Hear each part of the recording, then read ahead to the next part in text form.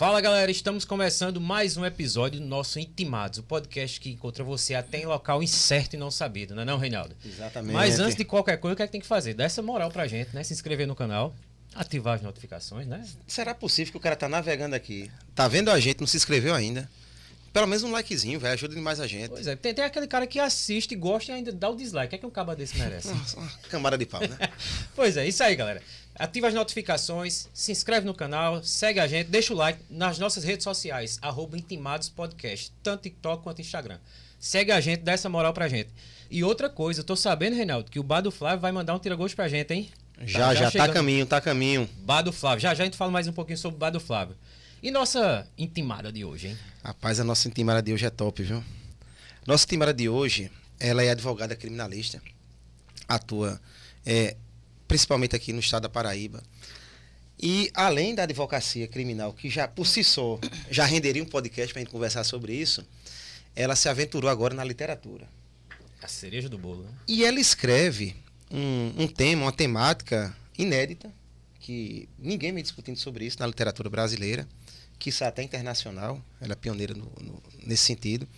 Inclusive foi indicada pela editora Ideia para concorrer ao Prêmio Jabuti. Ela escreve sobre hibristofilia, escreve sobre feminicídio. Érica Ferreira Burnes. Prazer, doutora Érica. Seja bem-vinda aqui à casa. Satisfação demais a gente conversar hoje. Muito obrigada, é uma satisfação enorme estar aqui, mais uma vez com a oportunidade de falar sobre a hibristofilia e compartilhar com vocês aí a magia desse universo hibristófilo. Bom demais, bom demais.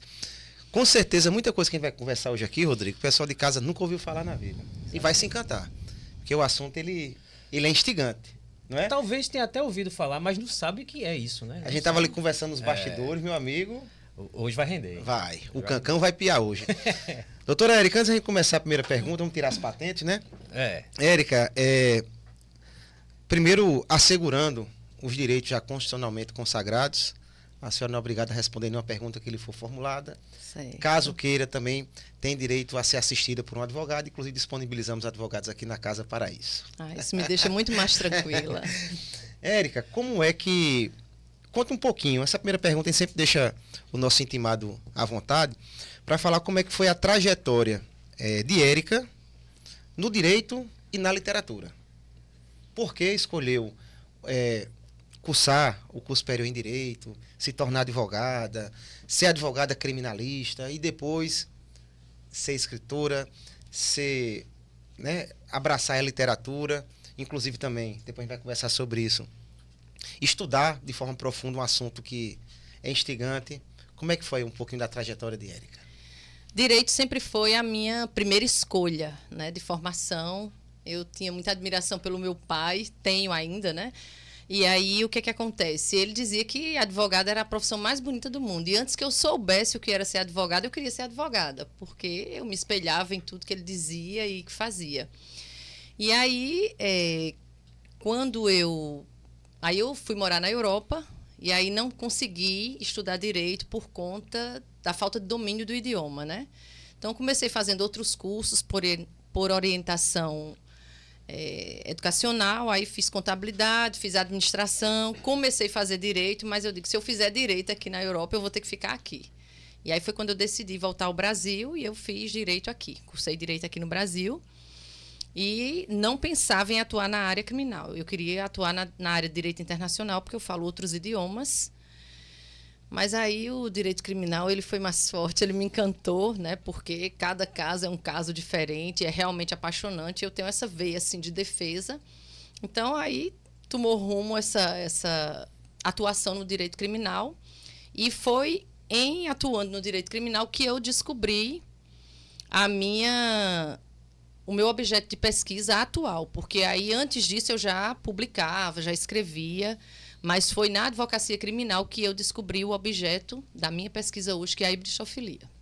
Bom demais, bom demais. Isso aí. E por falar em hibristofilia, você é uma pesquisadora nata, isso aí, né?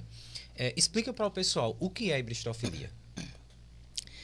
Antes do século XX, havia uma preocupação muito grande com o que se dizia que era normal na sociedade como conduta sexual. E aí essa conduta sexual normal deveria ocorrer entre pessoas heterossexuais vivas com a finalidade de reprodução. Então, aquilo ali deveria ser padrão para todas as pessoas. Mas aí, se alguém decidisse ou se alguém tivesse um comportamento diferente deste, então essa pessoa ela já era considerada como se fosse uma pessoa perversa e degenerada. E aí teve um psiquiatra que começou a atender as pessoas e começou a catalogar estes comportamentos. E ele chamava essas pessoas de pessoas que tinham problemas de saúde mental e que tinham transtornos sexuais. Né? Então, aí, destes transtornos, depois eles começaram, Freud, quando veio catalogar, ele colocou como parafilias, ao classificá-las. E aí, hoje em dia, nós temos mais de 500 parafilias catalogadas. Tacar molecha, mais de 500. Mais de 500 catalogadas. E as parafilias são nada menos que disfunções sexuais. Na realidade, são preferências sexuais. Ou seja, tem gente que prefere bater, tem outra que gosta de apanhar, gosta de morder. Tem gente que... Então, para cada preferência sexual desta, existe um nome chamado de parafilia.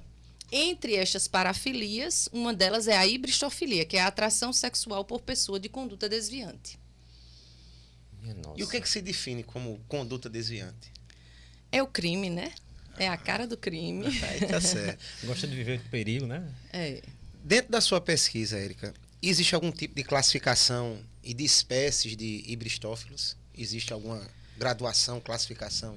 Na minha pesquisa, eu consegui classificar essas mulheres em 6 tipos distintos. 6? Porque quando eu fui fazendo questionamento a essas mulheres, entrevistando essas mulheres, e aí eu pegava as motivações e eu falava, nossa, essa é igual a essa e tudo. E ao final, eu as classifiquei em 6 tipos distintos, né?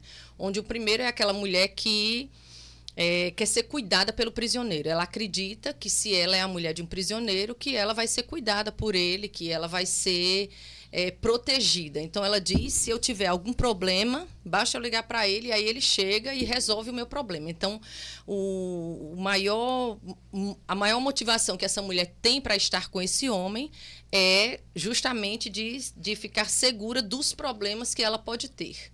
O segundo tipo de mulher é aquela que acredita no resgate pelo amor. Então, ela acredita que se ela der amor a um criminoso, ele vai mudar a conduta dele. E essa mulher também, ela não acredita que ele cometeu o crime. Ele é objeto de uma injustiça da sociedade, porque ele diz, não, eu não fiz isso. E aí ela acredita, né? E aí, cinematograficamente, nós temos a Arlequina e o Coringa, que ela era psiquiatra, ela dizia que... ele dizia para ela que não tinha feito aquilo, que era uma injustiça, ela acreditou e aí juntou-se, inclusive depois a ele, para o cometimento de crimes, né? Tem as mulheres também que querem os holofotes, e estas aí, elas vão querer esses criminosos que são mostrados na mídia, né? São os serial killers, os psicopatas, como o maníaco do parque, que recebeu mais de 1000 cartas no primeiro mês, quando ele foi mostrado na mídia. Então, as mulheres começaram a idolatrar e a amar esse homem, né? Então, esse é também um tipo de mulher. Tem o tipo de mulher que não é vista aqui fora na sociedade, mas aí ela é vista lá no cárcere. Quando eu pergunto para essa mulher, por que você escolheu um homem preso e não solto? Ela diz, mas aqui eu não fui vista. Ninguém nunca disse que eu era bonita, nem nunca me tratou como uma princesa. E quando eu estou lá dentro, eu sou muito bem tratada. Então, isso aí é o diferencial para esta mulher, né? Nós temos ainda um outro tipo da mulher que ela quer o relacionamento com o bandido pela adrenalina. Ou seja, ela quer aquele homem que vai trazer todo dia uma emoção. É o vida furar louca, blitz, né? O vida louca. Assaltar com ele na garupa. E tem um outro tipo, deixa eu pegar uma colinha aqui, as que querem estar no controle da relação. Ou seja, são as mulheres que já foram abusadas sexualmente, ou fisicamente, ou psicologicamente por um homem que estava solto.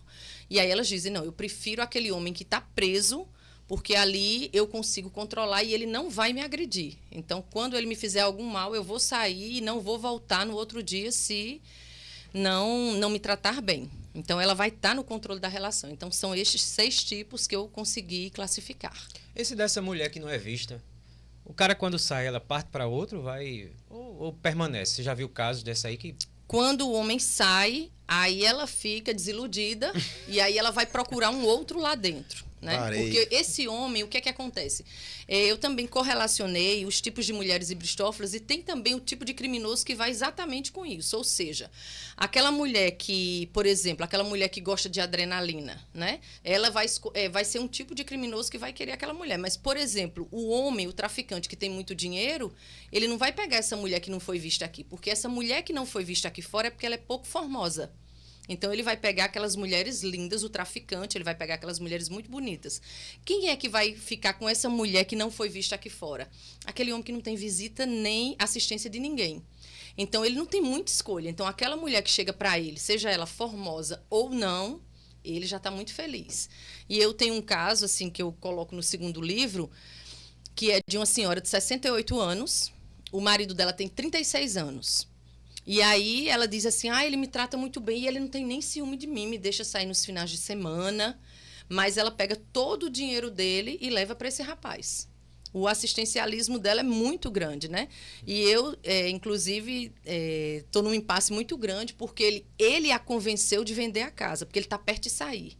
Então ele disse, meu amor, venda a casa porque a gente vai comprar um imóvel em outro lugar para que ninguém possa me matar nem nos fazer mal. E ela está convencida disso. Eu conheço a realidade e eu sei que o que ele quer é pegar o dinheiro dela e ir embora. Mas eu não tenho como chegar para uma mulher que está tão apaixonada e que tem certeza desse amor para o futuro que isso está ocorrendo. Não vai mudar muito a ideia difícil, dela. né? Difícil. Mas aí o que eu puder atrasar, eu estou atrasando, né? Infelizmente. Mas é porque eu acho que aí eu estou fazendo um papel social mais do que de um papel de advogada. Exato. Ô, Érica, agora, além de você ter que estudar muito, né, buscar na escassa literatura sobre o tema, Sim. você também fez um trabalho enorme para poder escrever seus livros, né? Sim. Se você puder mostrar aqui, depois a gente vai apresentar aqui os livros da doutora Érica aí para vocês, de casa, que eu aconselho também comprar, dar uma lida. É interessante, o assunto é bem instigante mesmo, né, Rodrigo? Você fez muito trabalho de campo. Sim. Né, de entrevistando, conversando com algumas hibristófilas. Inclusive, algumas até chegaram a fazer a capa do seu livro, né? Isso, essa segunda aí. E elas mostraram com orgulho, não foi? Sim, elas têm orgulho de Conta estar um pouquinho na capa. dessa história aí. Elas, quando eu fiz a primeira capa, né, eu convidei o Leonardo, que era, à época, o diretor do PB1, e ele me ajudou a fazer a primeira capa dos Paradoxos do Amor Bandido e 2 estudantes de Direito, que foi o Lucas com uma colega dele de classe. E aí, no segundo livro, quando eu disse que precisava das meninas, aí elas queriam fazer e tinha muito mais para que eu pudesse escolher, né? Mas aí eu disse para elas, não, tem que ter calma aí, a história de vocês já vai estar no livro, mas não cabe todo mundo na capa, né? Essa questão de horário, algumas usavam tornozeleira, não podia sair de casa para fazer a capa. Não dá para eu fazer a foto e mandar e o rapaz fazer uma compilação aí, mas eu quero estar na capa, né? Porque os relatos também, quando eu entrevisto essas mulheres, eu sempre as deixo à vontade para colocar o nome delas verdadeiro, do companheiro e tudo. E a maioria não coloque meu nome. Eu quero estar no livro, elas repostam o que eu posto e elas mesmas postam a foto do livro e diz, minha história está aqui dentro. Elas têm orgulho de ser hibristófila, né? Então, é bem interessante que eu costumo dizer que está havendo a emersão da hibristofilia, porque hoje em dia... O que antes era vergonhoso, hoje em dia está se tornando orgulho, né? Porque mulheres, às vezes, elas têm muitos seguidores em virtude de mostrar como é essa vida de mulher de bandido. O dia a dia, hoje todo mundo está mostrando a vida na rede social, né? Então, como é um assunto que pouca gente conhece, eu acho que vai atrair muita gente, né? Quando elas mostram isso. Tem atraído. Tem atraído bastante. E durante sua pesquisa, assim, conta um caso curioso assim, que você se deparou. Eu vou contar o primeiro caso, que é o da Creuza, né, que foi o que estimulou a minha pesquisa, que ela... Creuza está aqui na capa? Não, tá, né? Creuza não está na capa. A Creuza, ela estava presa, acusada de ter transportado droga de uma cidade para outra. E aí, quando eu consegui a liberdade dela, ela começou a trabalhar para pagar... para que eu conseguisse liberar o marido dela, né? E aí, esse marido, quando saiu, ela trocou por outro, enfim. Em um espaço de 1 ano e meio, a Creuza trocou de marido 4 vezes. Porque toda vez que saía, ela queria um que estava preso. E aí, quando eu perguntei para ela, né, o porquê disso, que ela nem aproveitava a lua de mel, e ela me disse, não, eu só gosto de bandido e de bandido preso. E quando ela disse isso, ela foi a frase instigante que eu pensei assim, como assim? Existe alguém que gosta disso? E aí eu fui pesquisar na internet, não tinha muita coisa, foi em 2013 que eu comecei a fazer minha pesquisa. Eu não tinha muitos elementos e tudo, mas eu consegui achar esse termo hibristofilia. E aí daí eu comecei vendo artigos, no Canadá tem muita coisa escrita, na Argentina tem muita coisa. Então aí aos pouquinhos eu fui construindo essa pesquisa, foi uma pesquisa muito solitária, porque eu não tive ajuda de psicólogos, nem de psiquiatras, nem sexólogos, pela falta de conhecimento deles do assunto, né? Não quer dizer que sua virada de chave, assim, que você se atentou, foi a Creuza. Creuza. Foi a Creuza. Isso. Abençoada Creuza. É. Tem contato com ela ainda? Tenho. E Como ela, tá com o bandido, ela? Ela tá. Preso. Preso. E e é bem interessante, assim, porque ela é tão dedicada e tão apaixonada que ela não se importa de me ligar, tipo, 5 horas da manhã. A hora que ela acordasse, e ela tem um probleminha na dicção, ela me chamava Dona Eica. Dona Eica, mulher, e Zúnio. Que Júnior era o primeiro, né? Dona Eica e Zúnio. Aí, quando o Zúnio saiu, aí, Dona Eica e Dinho. E essa mulher, ela é aquelas que não te deixa tranquilo. Se você estiver online, pronto, a Creuza vai te ligar. Eu acho que o momento que ela fica mais tensa é a audiência de custódia, né? Pra saber se o cara vai ficar ou vai ser solto. Se for solto... quero mais não, né? Puta Quero mais que não. pariu. Exatamente. Acho que é o Nossa, momento mulher tenso de pra bandido ela aí, né? é a audiência de custódia. E interessante que, em virtude do processo por tráfico que ela respondeu, ela não pode mais ir visitar. Né? Então, ela tem essa relação por telefone, essa troca de mensagens e de cartas, assim, muito apaixonada para sempre, né? Que foi isso que me chocou no início, porque o primeiro eram cartas muito apaixonadas, que ela mandava assim, para sempre, eu vou te amar, era aquela coisa... para sempre enquanto durar a prisão. Dava até inveja. Tatuagem, eu falei, junho, que amor é esse? Junho. É isso. Mas me diga uma coisa, você é a única escritora desse tema aqui no Brasil? A primeira e, por enquanto, a única. Eu espero que outras pessoas venham a se juntar a mim nessa pesquisa, porque a minha pesquisa é feita nos estados do Rio Grande do Norte, Paraíba e Pernambuco, né? Porque eu atuo nesses 3 estados, então eu colho os depoimentos nos 3 estados.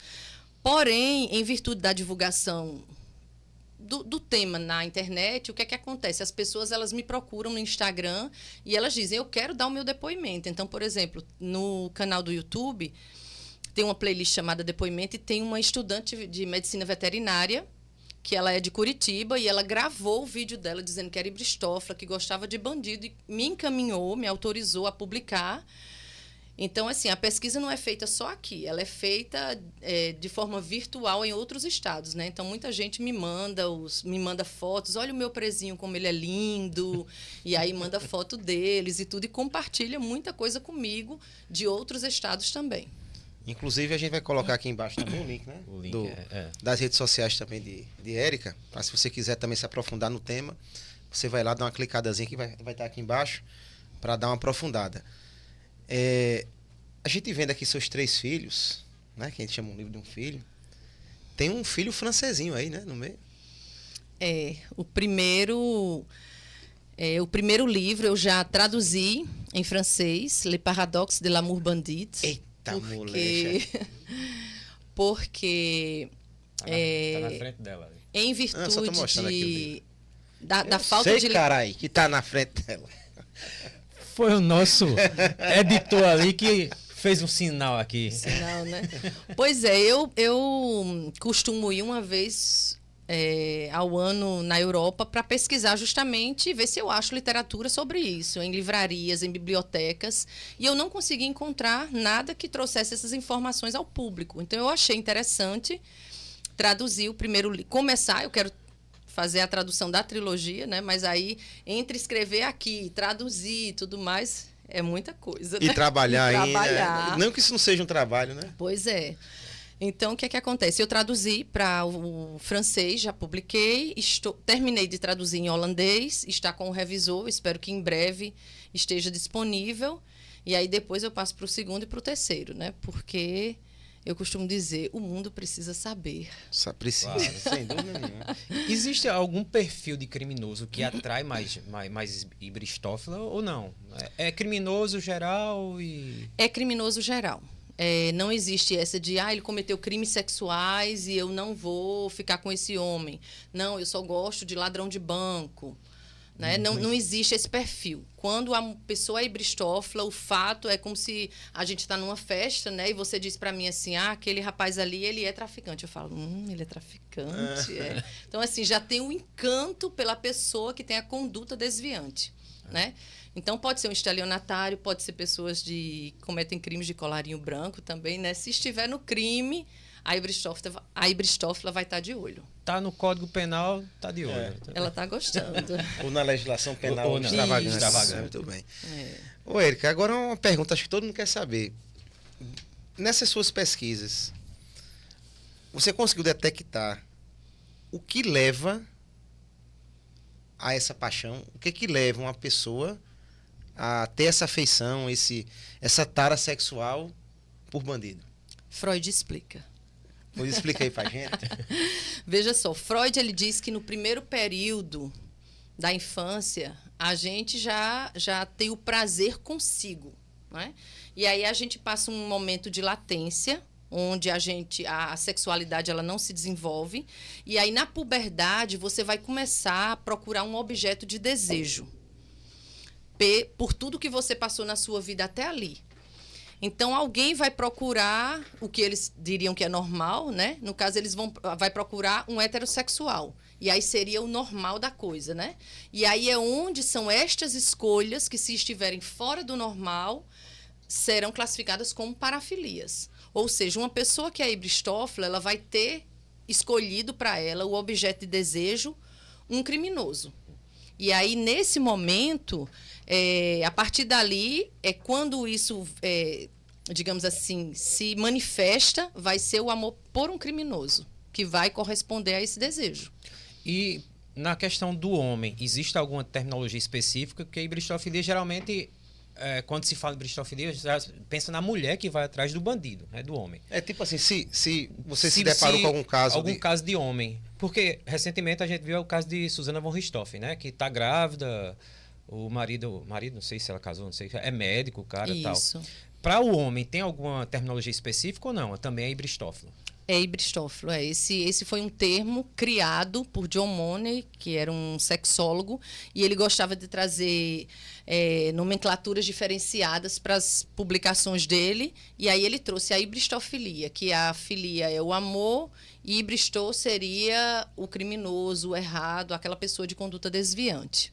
Então, pode ter o homem hibristófilo ou a mulher hibristófila. As minhas 2 primeiras obras, eu pesquisava somente a mulher hibristófila, porque inicialmente era o público que eu tinha mais acesso, e também porque a pouca literatura que eu achava já dizia que a maioria eram mulheres heterossexuais. Ocorre que, quando eu publiquei o primeiro livro, um dia eu estava na frente de um presídio e um guariteiro me chamou e falou: doutora, é a senhora que publica sobre pessoas que se relacionam com criminosos? E aí eu afirmei. Aí ele disse: a senhora quer ouvir minha história? Então, ele foi o primeiro homem hibristófilo de quem eu colhi o depoimento, mas aí depois parece que as oportunidades vieram, porque aí veio oficial de justiça, policial penal, muitos policiais penais, advogados, e aí tem missionária, tem juíza. No terceiro livro tem os outros atores do sistema penal carcerário. Tem muita gente aí. Isso aí. E esse caso de Susana von Richthofen, hein? Susana... Tá dando o que falar, né? Susana é um enigma, né? Na verdade, assim, é uma mulher que ela conquista, que ela consegue convencer, né? E, assim, provavelmente por essa personalidade de psicopata que ela tem, porque ela convenceu Daniel Cravinhos a cometer o crime com ela. E aí depois, quando foi conveniente, ela casou com Sandrão na cadeia, né, com quem ela convivia, provavelmente para ter a segurança de Sandrão lá dentro. E aí depois tem o Olberg, com quem ela estava assim que saiu da cadeia, era um pastor de 37 anos. Tem um pintor paranaense, o Bruno Waterman, que ele se intitula o fã número 1 da Suzane, porque ele tatuou o nome dela nas costas, a data de nascimento dela, a data que ela cometeu o crime, e colocou o nome dos 2 filhos, de Suzane e Daniel. Então, ele se intitula o fã número 1. E agora, por fim, nós temos a notícia de que ela está grávida, né?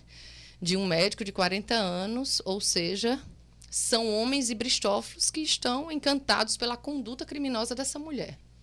Inclusive, a história até do julgamento, viu, Rodrigo? Interrompendo aí de Suzano, foi bem interessante. Você de casa aí não sabe. É bem interessante. A gente que gosta muito, eu também sou apaixonado pelo direito penal, como a Érica também é.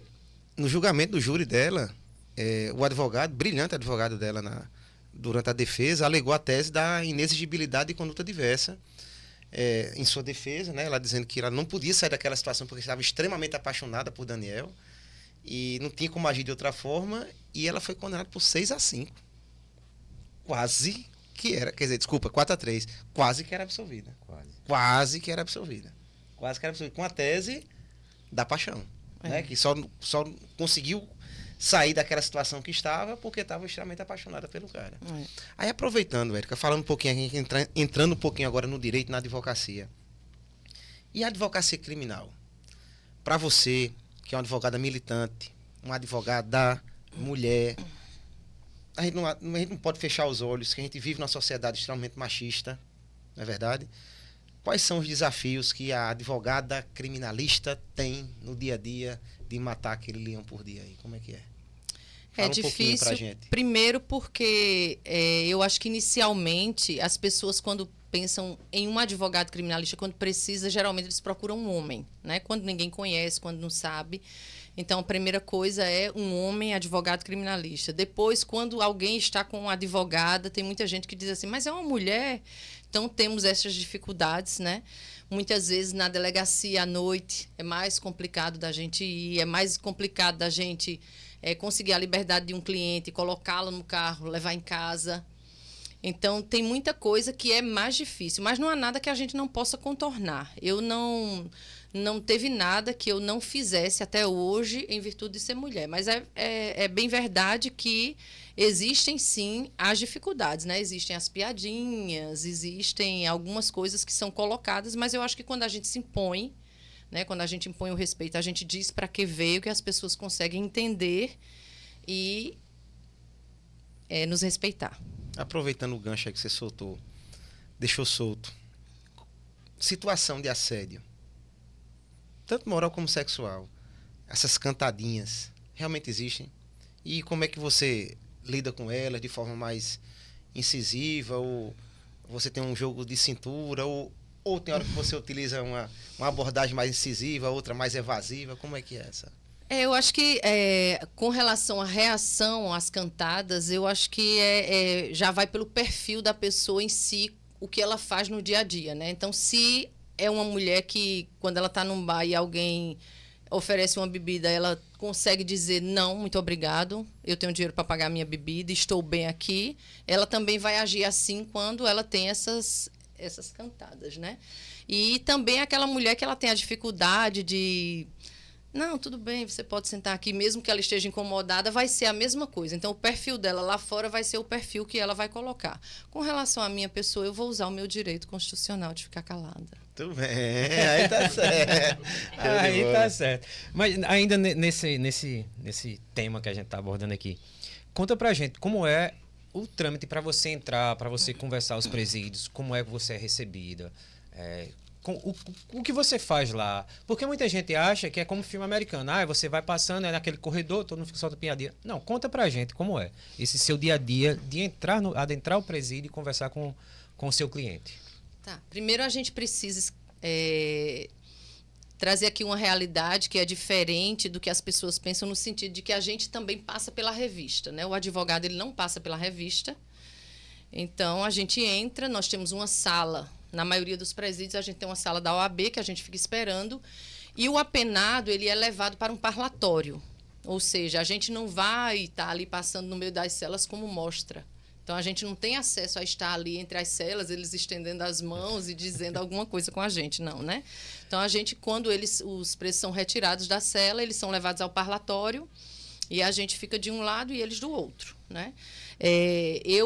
Hoje em dia, aqui na Paraíba, já que a gente está aqui, vou falar mais especificamente daqui. Antes nós tínhamos a grade, né, ou a telinha para falar com eles, e a gente conseguia escutá-los. E aí, por questão de medidas de segurança, foi colocado um vidro E a gente tem que falar no interfone. Isso é horrível, porque às vezes o interfone não funciona. Na época da Covid, eles vinham com máscara e a gente com máscara. Não tinha como, né? Então, assim, era muito difícil. Mas o que mudou também foi a questão, por exemplo, quando eu ia antes nos presídios, e aí você chega, atende, aí eles olham para você e falam assim, nossa, esse cheiro todo é seu? Né? Então, assim, agora ninguém sente mais o cheiro, né? Pode falar que tá bonita, mas não sente mais o cheiro. Então, assim, existe sim essa questão de assédio por parte do cliente para a advogada, mas eu entendo que não é necessariamente porque ele está interessado em mim. Eu entendo que é porque ele está interessado num trabalho com afinco no caso dele, né? Então, assim, os dias que eu vou para o presídio, ver os meus clientes à noite, plim, plim, plim, plim, as mensagens chegando no celular. Nossa, você estava linda, não parei de pensar em você e tudo. Mas é tipo assim, olha aí meu processo, tá? Não esquece de mim, não. Aí quer dizer que ele tá mandando uma mensagem de dentro do presídio? Não, veja só. Eu queria... Isso aí é outros planetas. Eu não entendi direito essa aqui, não. Entendi. Vamos voltar aqui. Que coisa é essa? Você estava ocupado com alguma coisa? Eu entendi. Ele mandou uma carta para a senhora, se ela receber em casa a carta. Né? E recebeu no mesmo dia, né? Foi, porque o nosso... Exatamente. Nossa empresa de Correios e Telégrafos era muito eficiente. Dizem, né? A televisão fala que às vezes parece que tem celular no presídio, sério? Né? Aparecem algumas Isso aqui no Brasil? Sobre isso. Aqui no Brasil? Nos meus livros eu falo até que em outros países também, viu? Eu coloco aí umas publicidades da Espanha, da França, da Holanda, que parece que lá também tem. Né? Eu nunca vi, mas pode ser que... Se comenta, né? Por se aí. comenta, Que coisa, né? Rapaz, eu não sabia disso não, mas enfim. Érica, quando a gente fala, quando pergunta para qualquer intimado da gente, aquele caso que lhe chamou mais atenção, aquela profissão que lhe chamou mais atenção, aquela atuação que lhe chamou mais atenção. Qual foi o processo, a ação penal, que quando eu falo, você vai se lembrar logo dele? Assim, qual foi o processo que mais lhe marcou? Eu acredito que eu posso lembrar do caso de Rosângela Aguiar. Eu falo o nome dela porque ela me dá a liberdade para falar o nome dela e, inclusive, está sendo feito um filme sobre a vida dela. Rosângela, em Casserengue, ela foi acusada de matar o pai e beber o sangue. Foi isso que a mídia divulgou, né? Ela matou o pai e bebeu sangue e ela foi jogada no cárcere e depois de 6 anos a assistente social do presídio feminino me chamou para eu ajudá-la, porque uma vez por ano eu escolho alguém e eu ajudo com o meu trabalho de advogada criminalista. E aí eu vi que nunca tinha sido juntado certidão de nascimento das filhas dela. Eu vi que estava muito, assim, ela estava realmente esquecida. E aí quando eu fui fazer o júri dela, porque eu consegui acelerar muita coisa, e ela me contou que ela foi abusada sexualmente pelo pai dos 7 aos 12, e aos 12 anos ela teve que sair de casa, porque ela disse que não aguentava mais esse comportamento. Então ela disse, desde os 12 anos, quando eu saí de casa, até os 21, quando eu matei meu pai, eu estava planejando isso. Porque eu me alimentei de ódio. Então, assim, e as pessoas não conseguiram entender que foi uma criança, né, que foi abusada inicialmente. Então, quem foi a verdadeira vítima nesse caso, né? E aí ela foi condenada a 21 anos, eu recorri, a pena dela baixou para 16 anos, agora ela está no semiaberto, e ainda tem recurso para ela, e eu espero que ela seja absolvida, porque, na realidade, o monstro da história não foi ela, foi o pai.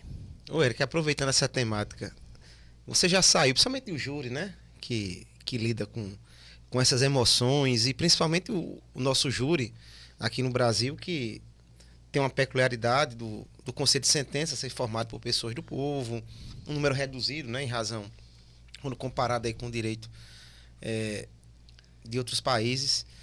Mas você já saiu de algum júri com o seu cliente absolvido, mas na sua cabeça você pensando assim, puta que pariu, foi esse bicho que matou mesmo, velho.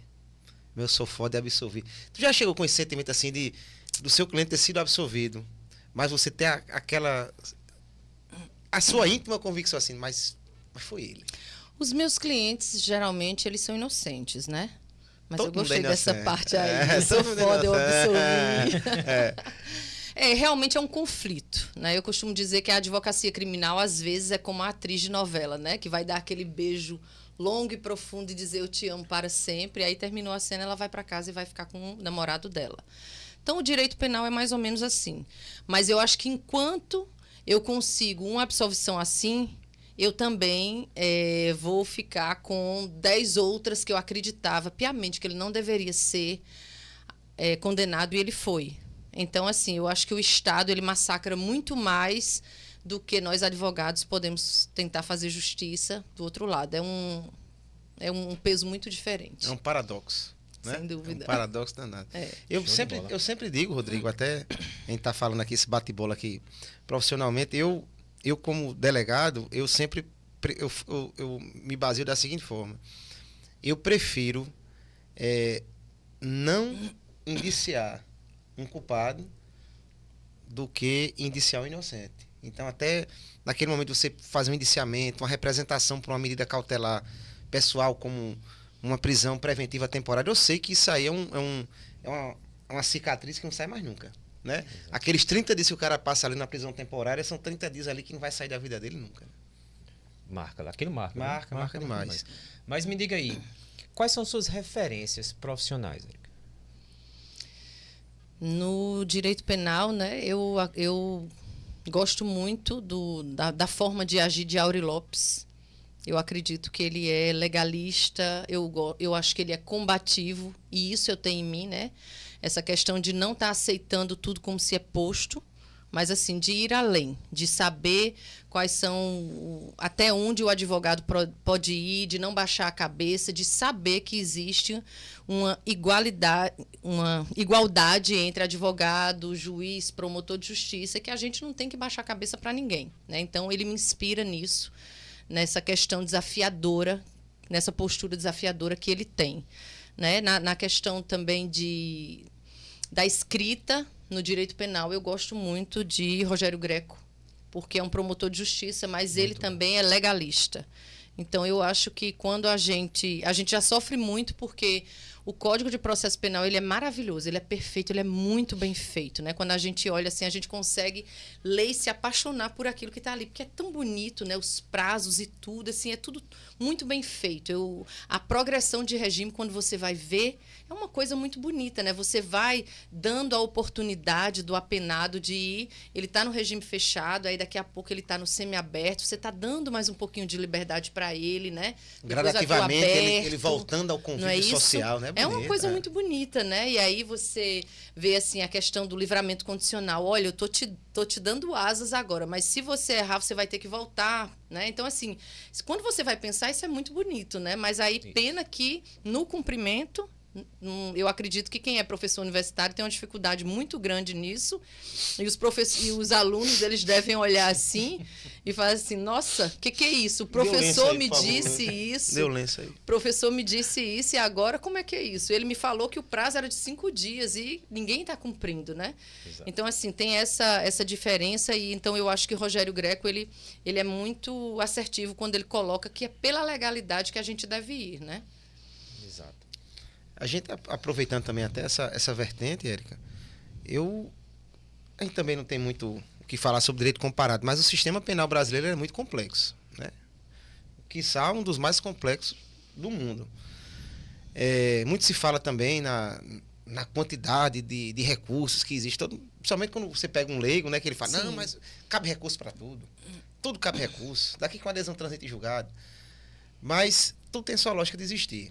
Sim. Hoje se fala muito no garantismo penal, todo mundo só olha o garantismo de um lado, mas o garantismo ele tenta resguardar os direitos fundamentais, seja de um lado, seja do outro. Mas eu sou totalmente defensor do chamado direito penal mínimo, que é a intervenção mínima do direito penal na sociedade. E o que a gente vê é exatamente ao contrário. Você dorme e acorda, é um crime novo.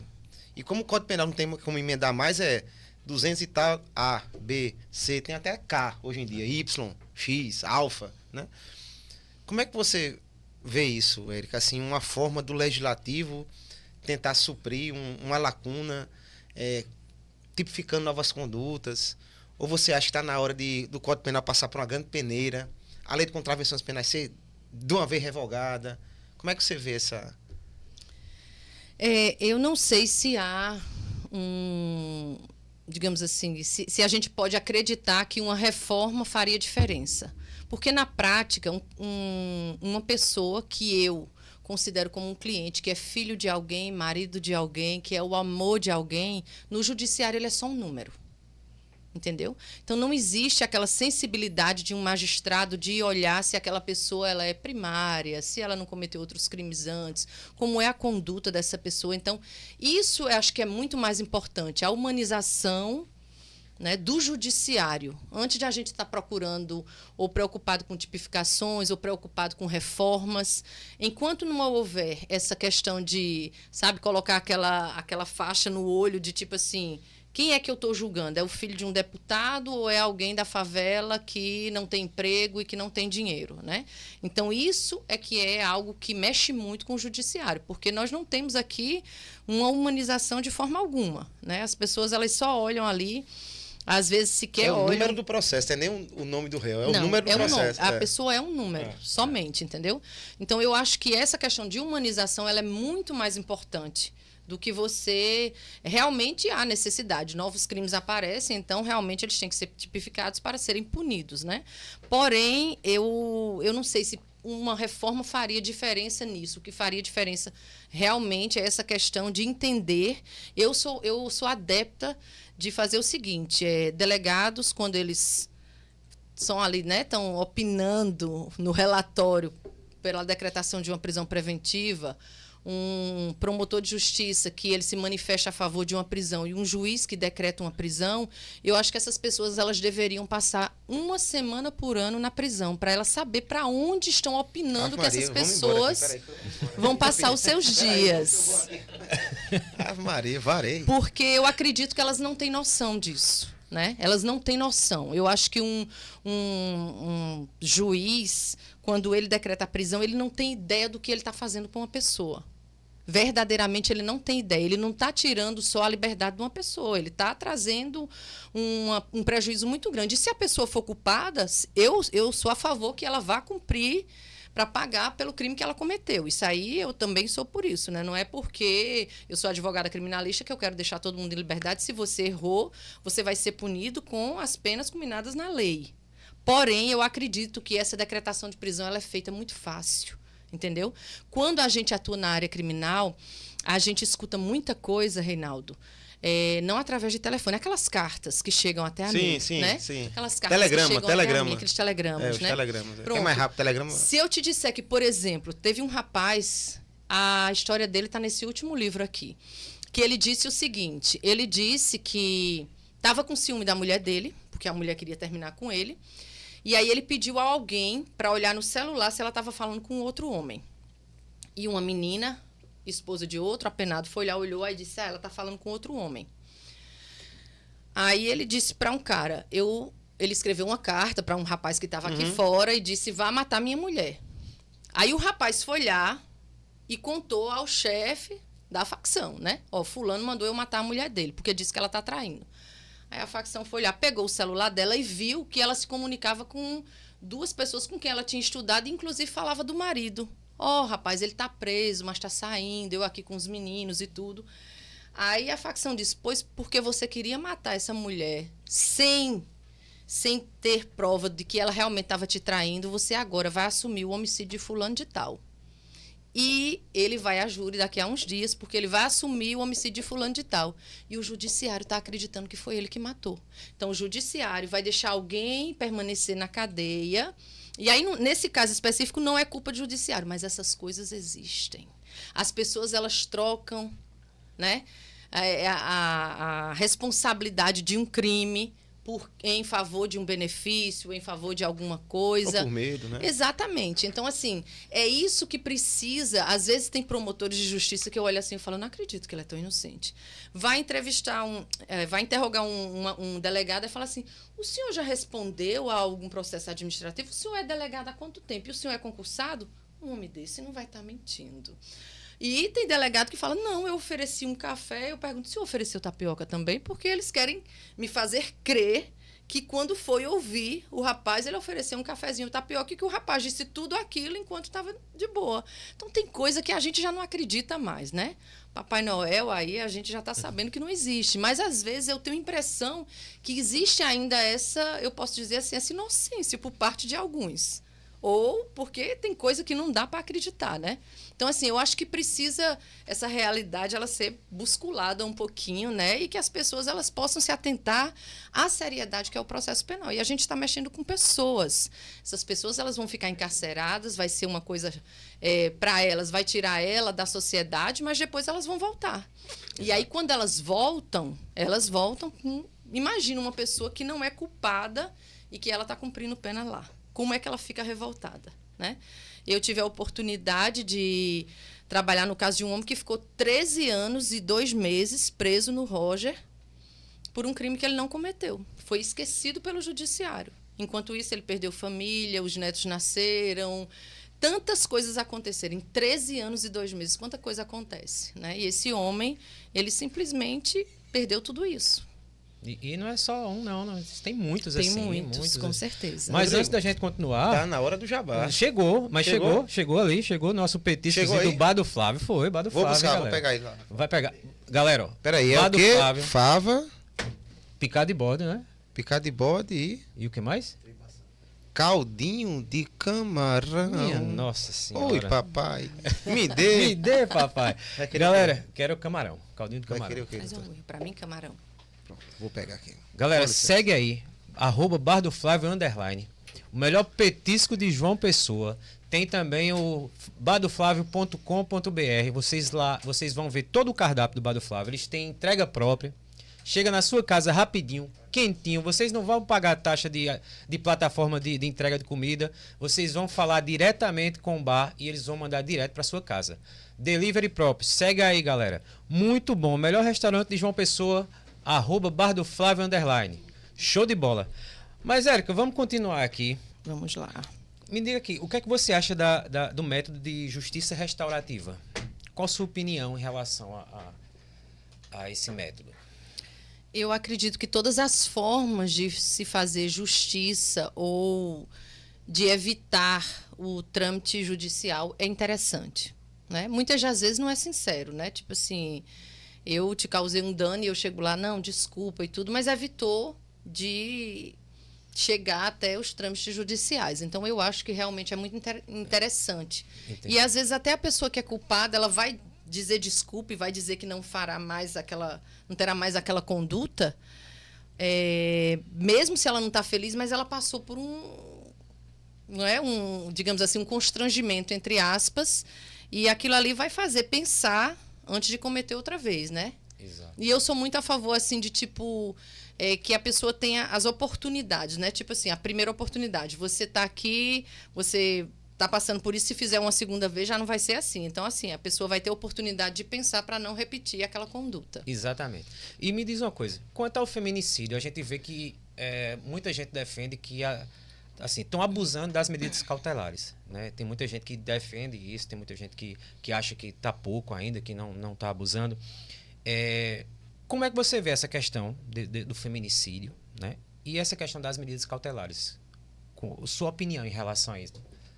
Porque você acompanha muitas mulheres. Então, você está dentro do presídio, é criminalista. Então, você tem uma base bem formada em relação a isso. Eu sei que existe um feminicídio assim, em grande escala, né? Eu acredito que a gente pode mudar isso desde a educação. Então, já começar, né, modificando o pensamento das nossas crianças, essa questão de como tratar uma mulher, essa questão de igualdade, de liberdade de final de relacionamento. Porque o homem, quando ele encontra outra mulher, ele vai embora e tchau. Agora, quando a mulher encontra outro homem, o homem quer matar. Ela não tem essa liberdade, né? Exato. E aí é um grande problema. E com relação às medidas, eu acredito que quando há necessidade de verdade da medida, muitas vezes existem algumas coisas que são trazidas para a gente, como agora tem uma coisinha que você vai apertar, se o cara estiver chegando perto e tudo, isso não vai servir, porque se ele quiser te matar, ele vai chegar antes da polícia chegar, não é? Exato. Porém, já é um começo. Eu acho que a gente já despertou nas mulheres essa questão de, olha, você pode ser acolhida, você pode pedir socorro, isso não é certo.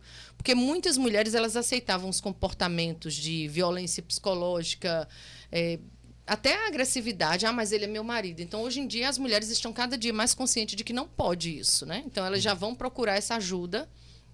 Há, como em todas as ocasiões, mulheres que abusam ou fazem desuso dessa lei, ou seja, por ciúme, ela vai lá na delegacia dizer que o homem bateu, dizer isso. Mas eu prefiro acreditar que é o mínimo de pessoas. E eu também espero que, mais uma vez, né, que os delegados, juízes e promotores que se ocupam desses casos, eles tenham experiência suficiente para sentir, né, dessa mulher que faz desuso. Inclusive, eu sou favorável para que ela seja punida. Não é porque, assim, primeiro, o homem, ele vai responder a um processo criminal, ele vai estar com uma medida, ele vai sair da casa dele, ele vai ser constrangido, de certa forma, a isso, né, quando, na verdade, era um capricho da mulher. Então, Exato. Isso é ridículo. E era justamente isso que eu ia perguntar, porque tem casos, né, que são poucos, ainda bem que são poucos, da mulher que faz a denunciação caluniosa, né? Sim. Né? Então, é uma coisa que, infelizmente, se passa por isso. Você já pegou algum caso desse que você, por exemplo, estava defendendo o marido, né? E descobriu que foi uma artimanha da mulher? Na verdade, nesses casos de feminicídio, eu faço muito mais a defesa dos homens. Por isso que eu digo que eu sei que existem casos assim, né?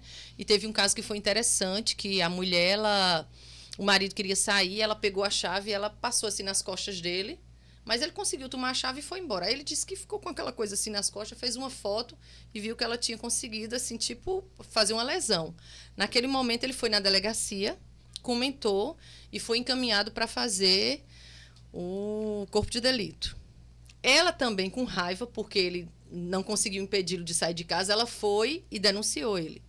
A medida dele protetiva saiu, e o laudo dele, eu acho que mais de 1 ano e meio depois, ainda não tinha saído. Ele tinha sido lesionado de verdade, mas contra ele saiu a medida protetiva. Então, assim, o protecionismo da mulher é grande, mas, assim, é perfeito para a mulher que realmente precisa. Que usa, né? Que sabe usar. Né? Mas aí, nesse caso específico, aí depois, assim, você vê como muitas das vezes são usadas medidas diferentes e a gente tem que estar de olho no que é verdade, né? Para defender o que é certo. Exatamente. E aí chegou do Flávio. Chegou o caldinho. Chegou o caldinho do Flávio. Opa aí, ela chegou agora. Valeu, obrigado. Seguindo aqui, a gente falou um pouco sobre amor bandido, falou um pouco sobre advocacia, mas é uma pergunta que a gente sempre faz aqui no estilo TV Fama, né? É uma pergunta que a gente sempre faz aqui. Como é que tá o coração da Érica, né? Vai se reservar de novo ao direito de permanecer em silêncio? Pode, né? Com esse sorriso aqui, né? Já disse tudo. Uma mulher apaixonada. Então Isso aí. Mas não é Ibristófila não, a senhora não. Não. Hesitou para responder. Teve aquele segundo de hesitação. Teve um momento. Pois Não. é. Mas pode dizer o nome da pessoa sortuda aí? Ele não gosta de ser. É melhor não. Tá, bem TV Fama aqui, hein? Mas aí, Reinaldo, vamos voltar um pouquinho à hibristofilia, né? Você como pesquisadora... É só tomar um golinho do café aqui rapidinho. Fica à vontade. Você como pesquisadora, escritora, você pode indicar, além dos seus livros, claro, né? Outro livro que fale sobre o assunto, filme, série, que tem exemplos para o pessoal de casa ter uma noção maior do que é a hibristofilia? Livros já estão aqui, né? É. Primeiro que os livros já estão aqui. Exatamente. E eu nem tenho outros para indicar, porque não, sou a primeira, né? Mas é bem interessante, porque tudo que acontece nesse universo que as pessoas começam a identificar que é a hibristofilia, elas começam a me mandar, né? Então, assim, por exemplo, nós temos agora a série Silêncio, que é uma série espanhola, é recente, é a primeira série que fala sobre hibristofilia, que chama o amor bandido pelo seu nome, né? E eu achei bem interessante, porque a protagonista, ela é hibristófila, tem mais 2 mulheres, a Marta e a Beatriz, que são hibristófilas, e inclusive um carcereiro do presídio, que é Ebristófilo também. Então, nessa série Silêncio, a gente já tem isso. E eu fiquei bem intrigada, porque há 2 dias alguém mandou para mim e falou assim, olha, tem uma série dos Simpsons onde Marjorie se apaixona por um bandido. Eu falei, nossa, a Marjorie, eu estou com medo de mim agora. Mas não foi por isso que eu hesitei, não, tá? Não, certo. A minha relação está muito segura, está muito tranquila e ele está solto. Então... Então, assim, tem isso, a gente tem no Irmandade, a gente também tem um momento lá que mostra que uma menina chegou e foi apresentar uma colega para o rapaz e depois eles noivaram lá dentro do presídio, né? Tem... Lá no meu canal tem várias... Eu coloco uma playlist Bristofilia na TV, onde tem vários programas onde você consegue ver o comportamento da bristofilia. Não chamado pelo seu nome, mas você vê que são pessoas que se apaixonam por bandidos. Inclusive, a gente vai botar, pessoal, na descrição do nosso canal lá, desse episódio, a gente vai botar o link para o canal de Érica, viu? Então, clica lá e acompanha também. Isso. Ô, Érica, outro assunto polêmico. A gente tá aqui para polemizar, né? Se for me chamar, nem me chame, né? Ninguém faz amigo bebendo leite, né? Só café. Só café, exatamente. A tal da alienação parental. A gente sabe que a alienação parental, ela transcende o direito penal, ela vai para o direito de família. Hoje já se fala, inclusive, em mais uma tipificação, né? Em transformar aí uma novatio legis incriminadora, aí criando um novo tipo penal da alienação parental. Mas hoje é fato que a alienação parental ela vem sendo utilizada, inclusive, como tese defensiva, né, para cometimento de determinados delitos, inclusive até de violência doméstica. O que é que você acha sobre isso, Érica? Você se depara com situações dessas também no seu cotidiano, na sua vida profissional?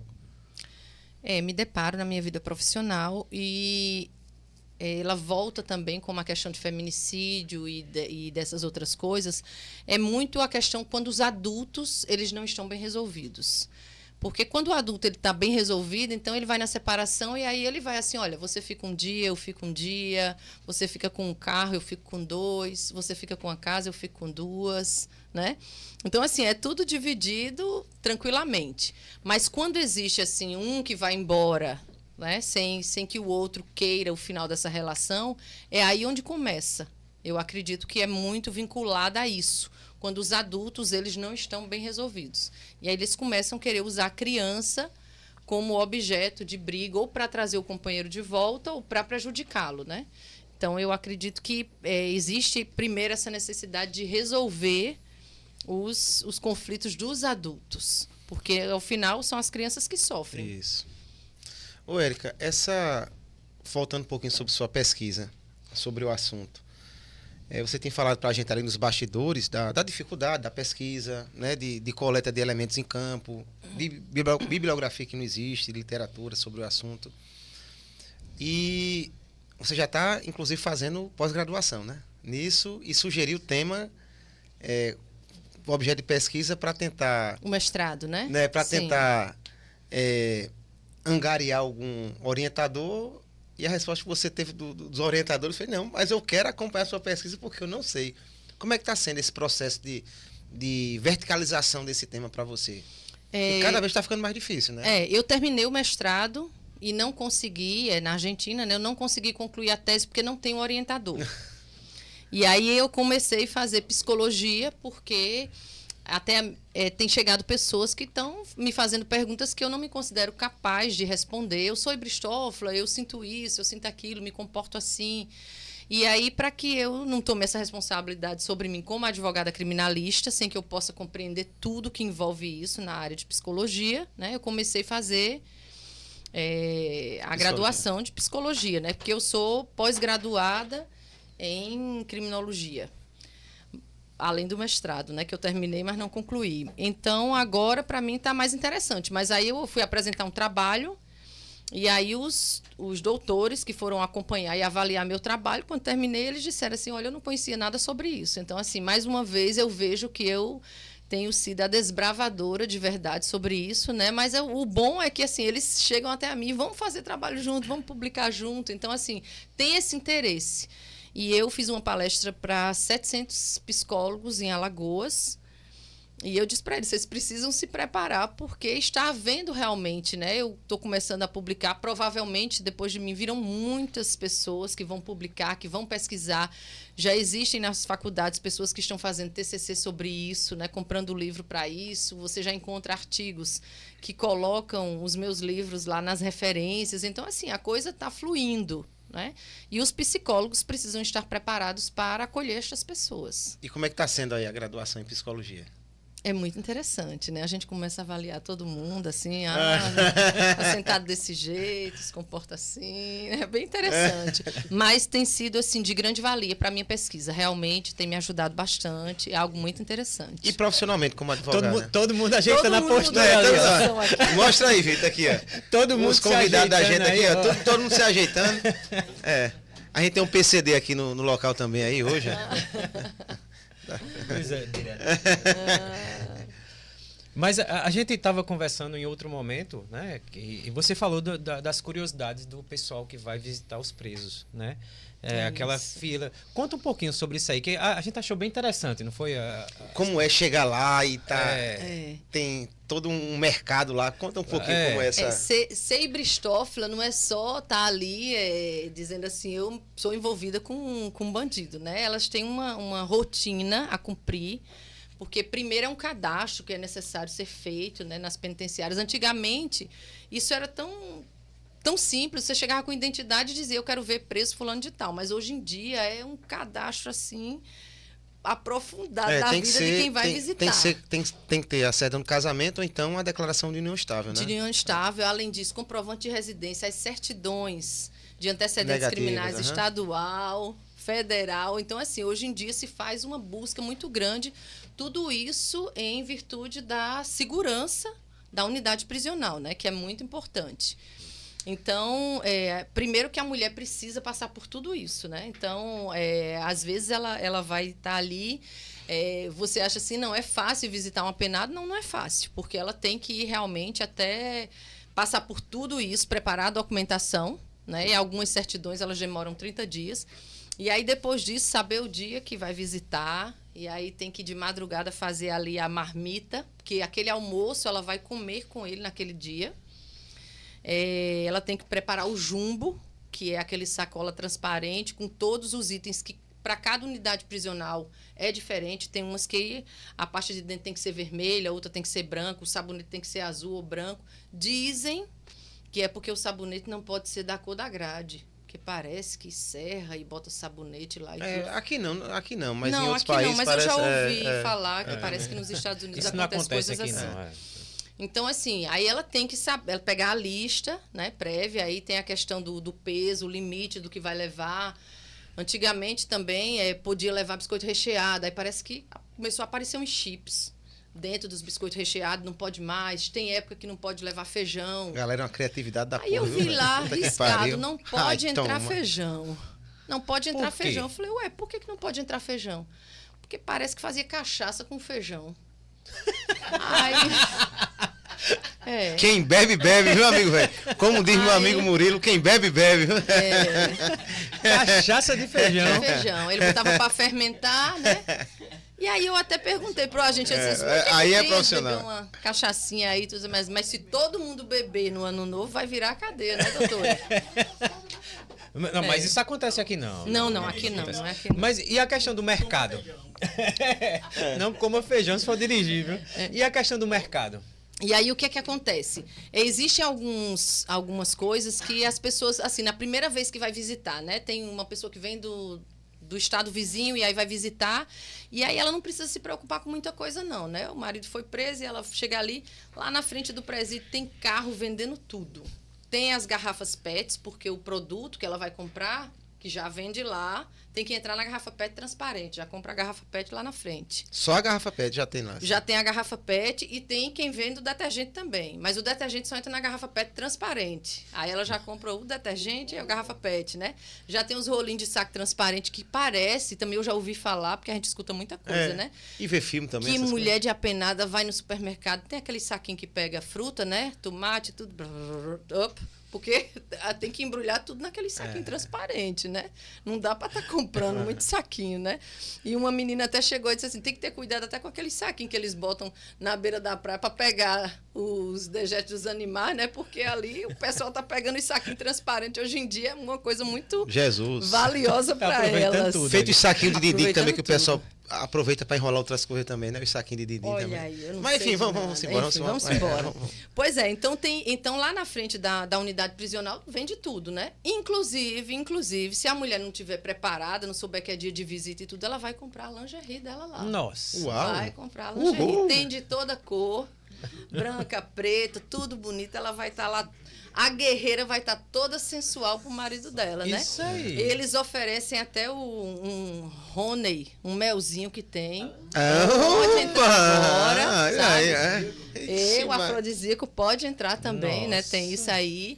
Tem também uns óleos para ficar cheiroso e tudo. Esse negócio tá tudo, hoje em dia, o moderno, negócio né? tá ficando mais, né? É. Afinal de contas, o apenado, ele tem direito, né? A aproveitar das coisas que se aproveita aqui fora. Então, vamos lá. Tem tudo um isso lá na momento frente da unidade prisional. Eu sei que você nunca acompanha uma situação dessa, até porque você não é uma hibristófila, né? Sim. Mas pelo seu relato, pelos seus estudos, como é o momento ali que elas relatam da visita íntima? Eu ia Como perguntar é? isso agora, eu fiquei curioso agora. Pariu, porra. Deixa eu perguntar. Acho que o Mim também tá doido pra Todo mundo perguntar. curioso aqui. Como elas... Um tá Vai cortando perguntar a mão aqui, ó. já vai perguntar, tá? Todo mundo curioso com ele. Como é o momento da visita íntima? Se é feito a gente ver naquela isso aqui que separa só com a cortina, como é que é? Elas dizem que chegam lá, né? E aí tem a cortina, que vai ser as paredes, né? E eu também, muita curiosidade, né? Eu pergunto, mas me diga uma coisa, dentro daquela caminha ali, da caxanga, elas chamam de caxanga, dá para fazer tudo? Dá para fazer tudo, doutora. Toda posição, o que a senhora quiser, a gente só não pode gemer. A gente geme para dentro, mas dá para fazer de tudo lá dentro. Então, se elas dizem que é de tudo, né? Eu imagino que seja de tudo também. Elas disseram, o ruim é porque elas disseram, parece que a altura não é muito, então limita algumas coisas. Aí mas tem o a que questão dá da pra flexibilidade fazer, também, né? O que dá para fazer, elas estão ali tranquilas, né? Aí elas colocam, tem unidade prisional que não tem, porque as unidades prisionais que tem rádio ou televisão, né, eles colocam uma música baixinha e tudo ali para disfarçar esse barulho. E quando não tem, aí eles colocam um balde gotejando embaixo do chuveiro para diminuir, né? Qualquer coisa, fica gotejando lá, porque já diminui algum barulho que possa sair, porque não pode, né? Pelas regras e pelas leis, não pode fazer barulho, senão depois o homem vai ser punido. Então a mulher ela tem que ficar caladinha mesmo. Minha nossa, será que vende Kama Sutra também lá na frente do mercado? No livro, mas no o livro, livro, né? Pra presa. Interessante. Vou procurar. Ou então eu vou começar a disponibilizar. Começar a isso vender também, né? Pensou? Mas. Existe. Ou já ouviu falar, Érica, em algum tipo de. Alguma forma de prostituição ali dentro? Aproveitando esse momento. Porque eu soube, né? Assim, a gente viu também já. Que tem mulheres que conseguem uma declaração de não estar para visitar um preso, mas na verdade ela é mulher de outro preso. Sim. Só para conseguir acesso ao estabelecimento prisional no dia da visita íntima para se relacionar com outro preso, porque ele já é casado. Isso aí eu ouvi falar. Isso não acontece, que acontece aqui no Brasil. Não te contaram a história direito, não. Deixa eu te dizer como é. Foi, conta aí, vai. É o preço que ele é casado. Tá. Se empurrar um pouquinho, sai, vai.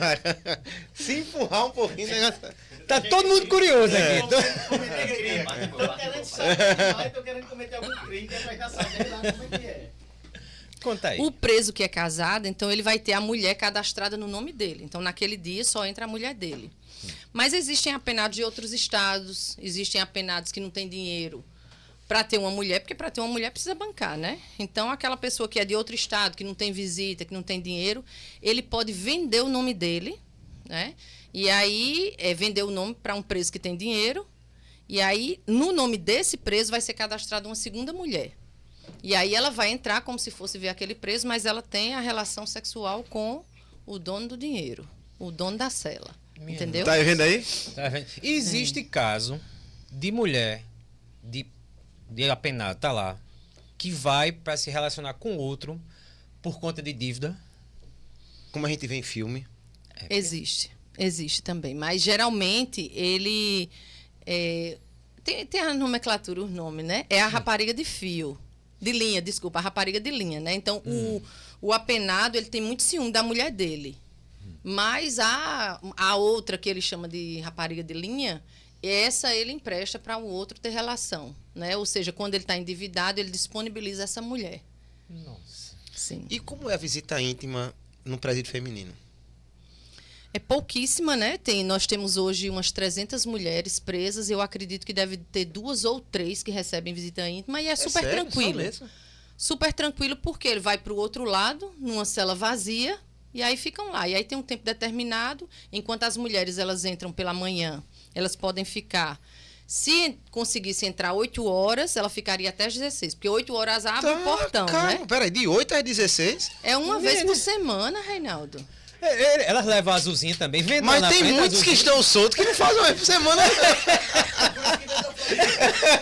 Depois que casa... É. O nome disso é casamento. Tô brincando. Olha, eu vou dizer a vocês, elas dizem, e é o seguinte, eles dizem que bota pra valer, que é pra ela não sair com 8 às vontade. 16? Minha nossa. Né? Não, mas não consegue não, porque veja só, a porta do presídio abre às 8. A Não, mas mulher acaba que... já entra. Não, pode não, porque quando abre 8 horas, aquela mulher que passou a noite dormindo na frente do presídio na fila, ela tem que entrar, aí ela vai Sim, passar aí todo pela lereada, revista, é. vão olhar tudo que tem. Quando ela, coitada, chega lá embaixo já são 9 horas, né? Não, mas 9 às 9 às 16. 16. Oxe, vocês estão. Quer dizer que vocês estão achando muito, é? É coisa, viu? É Vou ficar calada, sem comentário. Por isso que as mulheres ibristófilas dizem, isso não é conversa minha de agora, não, tem no livro, que são os melhores amantes, são os homens. Olha aí, ó. Elas dizem. Vamos arrumar uma cadeia, vamos pra gente se Não, tornar. é porque lá na frente vem da azulzinha, pô. Sim, mas quer dizer então que. Não, eu só o olhinho, só o Rony. Eu não sei. Só o Rony, o azulzinho não pode entrar, Já tá não. pensando na Tadala aqui já, rapaz. Tá triturado dentro tá- do Runner lá, tá é. triturado. Aí quer dizer, eu não sabia não, que só tinham pouquíssimas que recebiam visita aí. No Não sabia, feminino. não, isso Então, por isso que no feminino é diferente. Aí eles disponibilizam lá, fica num quarto e aí é tranquilo. Mas não tem visita, não tem assistência, não. Muitas delas o marido está preso, né? Ela foi presa. E em aí, como é que é? virtude- Se ela tá presa, ele preso. Como é que... Aí não é. Aí não é. Ah, rapaz, tá errado. Aí não é, né? Tem que ajeitar. Tá. Todo mundo tem direito de amar, não é Oxi, verdade? peraí, amigo? peraí. Aí elas Vai- começam todo a mundo amar vai as fazer uma- companheiras. vai fazer uma Sandrão. Não, tem. Não, mas vai fazer uma operação pra tirar um Tem, do canto e levar tem. pra outro? Tá errado, tá errado. Não. Tem que fazer, tem que fazer. Isso tá errado, tá errado. Então vamos ajeitar isso aí. Por isso que se as a gente se mulheres- organizar, todo mundo... transa. Por isso que as mulheres, elas se amam, né? Lá dentro. Aí, ó. Tem isso, Porque né? gente tem sabe a também. carência, tem a necessidade de proteção, tem tudo isso, e aí lá elas se É um negócio, organizam. mas o horário não permite, não. Vamos pra frente, vai. Eles são mais fiéis, então, quando estão do lado de fora, para ir visitar o... Peraí, deixa eu abrir o microfone Abre o aí. microfone, peraí que tem um- Abre o microfone. Pronto, show. Um estudante aqui querendo fazer a pergunta. O homem que ama demais, vai, diga aí. Então quer dizer Imberbe. que as mulheres são mais fiéis nessa situação, pelo menos da hibristofilia. Sim, sem dúvida. Sem dúvida. Pelo relato aí de que a porcentagem de visitas para mulheres presas é bem menor, né? Nem todas lá tem, os maridos também estão presos, Estão mas só presos, duas ou três que recebem, né? Inclusive com relação à família. A família ela dá muito mais assistência ao homem preso do que à mulher presa. Porque quando a mulher comete um crime, a família inicialmente se revolta e não vai dar assistência. É Depois sério? começa a amolecer o coração Ah. e vai lá, né? Mas inicialmente ela fica completamente abandonada, porque é uma vergonha, eles ficam decepcionados com isso, né? Isso aí, show de bola. O papo tá show de bola, né? A galera tá aqui tudo empolgada. E depois que ela falou da psicologia, todo mundo se Porque é ajeitou. tudo né? safadinho aí todo mundo gosta. Então ficou todo se ajeitou a postura aqui. Mas agora a gente vai partir para as alegações finais. Vamos lá. Vamos lá. É um bate-bola, é uma coisa rápida, uma pergunta assim, e resposta rápida pra gente encerrar o episódio de hoje, né? Tá gostoso, tá, bom. tá bom. Pode ficar mais nem um pouco. A gente faz o episódio número 2 com ela. Vamos né? embora, É, vamos. simbora. Agora quem tem que pedir? É. Quem tem que comentar? Você, né? Porra, Tá assistindo bicho. aí. Se inscreve no canal, curte, comenta, compartilha. Tá faz aí. gostando da gente, dos intimados, Pois é. que a gente tá trazendo com tanto carinho. Doutora Érica veio aqui, olha. Foi difícil trazer ela aqui, viu? Foi difícil. Foi Mas ela difícil. veio. Tá aí. Ela veio. Veio. Por não, livre- não chegou até a condução coercitiva, Não, mas não. ela veio aqui. E um papo gostoso desse. Manda aí, pô, nos teus comentários. Compartilha, pô. Pega esse episódio da gente, joga no teu grupo. E aproveita e pede tira-gosto do Flávio, hein? Isso aí, primeira de De luxo. praxe. Mas vamos lá. Do que se orgulha? Da minha família. Do que se arrepende? Nossa. Do que eu me arrependo. Eu não tenho muitos arrependimentos, não, porque eu faço. Como se vê daqui a 10 anos?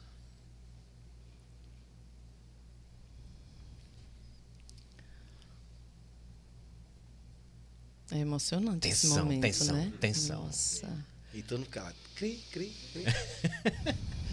Ficou tenso agora. Eu me vejo ainda na missão de ajudar as outras pessoas com a minha pesquisa e com a minha profissão. Um ídolo. Meu pai. Qual personagem histórico você gostaria de ter sido advogado de defesa?